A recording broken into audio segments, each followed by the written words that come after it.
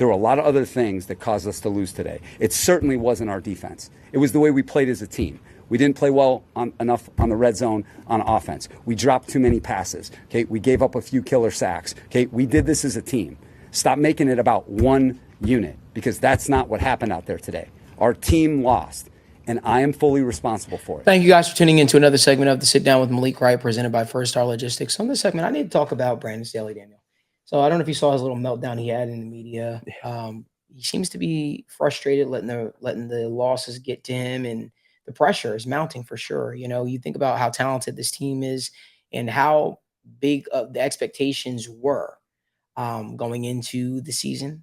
Even just the last couple of years, people expected more from Brandon Staley and the Los Angeles Chargers. We have yet to see that, right? We've yet to see them finally break through. And it's funny, you know, I want to say just a couple of months back, I said Justin Herbert's career is headed closer to the trajectory of Phillip Rivers, a guy with a lot of talent, with a lot of hype on a week-to-week basis, and we're just not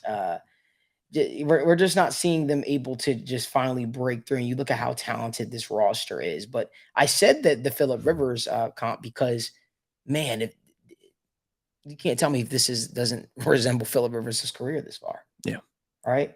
Talented receiver, talented running back, you know, big arm, ability to sling the ball, and just whether it be matched up with the wrong coaching, matched up with the wrong play call, I have no idea, but it just does not seem to be working. It almost felt like Brandon Staley was throwing the offense under the bus yesterday. It felt like he was saying the reason why we lost, well, I could assure you it wasn't because of the defense. And this is a guy that was brought in to because of his defensive acumen, right? He was brought in to be the leader of the show because of what he brought to the table as the Rams defensive coordinator. And even that I felt was a little, he was the beneficiary of having Aaron Donald and some incredible talent there. But you think about it, man, I don't know if Brandon Staley realizes that while he is in the market, I guess, of saying the defense isn't to blame, he is the head coach of the entire football team. So people are looking at him from the totality standpoint, not just for how the defense performs, but how the offense performs, how the special teams performs, how's the entire team perform. Now, granted, he did say we took this loss as a team, but that was after basically throwing the offense under the bus. I just think that the Chargers knew what they had in Brandon Staley after the first year, I think. And they wanted to see if they could build on it. Well, you haven't built on it. You just lost to the Green Bay Packers. Man, you just lost to the Green Bay Packers. And that was it's an embarrassing loss considering the standard you thought that Brandon Staley was setting in Los Angeles. And as far as long as this regime has been together, you would expect better. This is not a loss that is acceptable. Now, I get it. Brandon Staley can't catch that pass or Quentin Johnson. I get that, right? Can't catch the drop balls by Keenan Allen. You can't do those things. However, one or two plays don't make up for an entire game, is my thought process.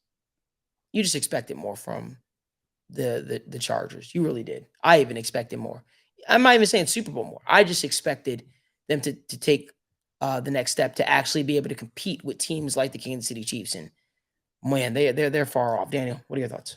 It's, when you look at the Chargers, they've got to make a change. You have to. And the Chargers are in a place where you are Super Bowl contenders. You have everything. The organization is putting their money behind the defense. Joey Bosa, Khalil Mack, Derwin James. Go out and make the trade for J.C. Jackson.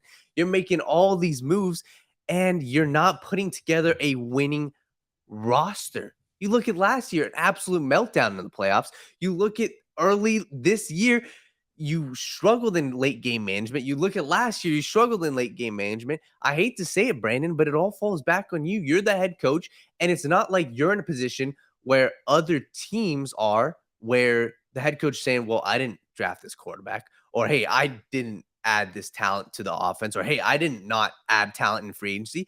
You added talent in free agency. You have one of the most talented rosters in the NFL. And Brandon, my man, it's your job. I hate to say it, and I hate to sound so harsh, but at some point it's going to come to an end. My only concern with the Chargers organization is, why haven't you done it yet? You got Kellen Moore, this young, this offensive mind that you apparently brought in, and why aren't you giving him a shot at, Let's be clear about Kellen Moore, though. Yeah. He ain't it either. I just want to throw that Yeah. out there. He ain't it. But And that's what my concern and my questions revolve, right? Is it must reflect on Kellen Moore if they haven't fired Brandon Staley yet, because they must not be confident in Kellen Moore being the interim head coach. So for Chargers fans, luckily for you, there's some good names on the horizon. If you guys do part ways, right? Ben Johnson from the Lions, he's had he's had a great year. I've been a little critical of him this year. Obviously, the Harbaugh, maybe he comes to LA. You got a young Bobby Slowick is one of the guys where, like, hands down, he would be the best guy for the job. Hey, yeah. Joe Brady. There's so many names out there, Chargers fans, and that's what you can hopefully hang your hat on. My perspective of this is you're fielding a 4-6 football team with a quarterback in his prime right now, with a young defense talent. This is the prime of your season. This is the prime of your roster. You guys are 4-6, and you guys can't make the playoffs right now. Brandon Staley, I hate to say it, you guys need a new head coach. And there's a lot of good candidates out there. Bobby Slowick, Ben Johnson, Joe Brady, Jim Harbaugh. Yeah, man. Those are my thoughts as well. I think that the ship has sailed for Brandon Staley. Do you think there's any hope for him to rally the troops and regroup this thing at all? I mean, if you make the playoffs, you win a couple playoff games, yeah. But in my opinion, listen, we've seen the story with Brandon Staley. I don't really have a lot of hope for him. I don't. And it's because we haven't seen this team really make it out of the gutter yet. Every single time they've been faced with a true hardship, you even look at when they made the playoffs against the Raiders, that was by the skin of their teeth at the end of the season when they shouldn't have even been there. Mm-hmm. And you look at last season, what happened? An ultimate meltdown in the playoffs. At the end of the day, it falls back on the head coach. And if you have meltdown time and time again, something's got to change. And this team is 4-6. They're too damn good to be 4-6. I agree with you.